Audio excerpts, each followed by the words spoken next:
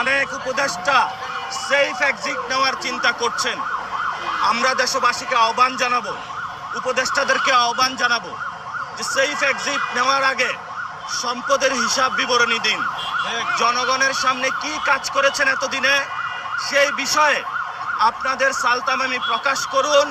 এবং ডক্টর ইউনূস, আপনি যেই ধরনের ইঞ্জিনিয়ারিং এর সহযোগিতা করেছেন এই ঘৃণ্য বাংলাদেশ, এটা ইতিহাসে মনে রাখবে।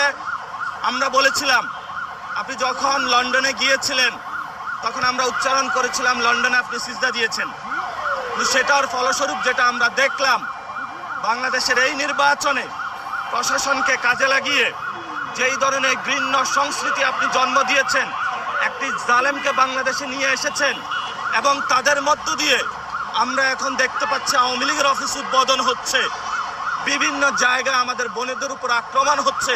এটার জন্য আপনি ইতিহাসের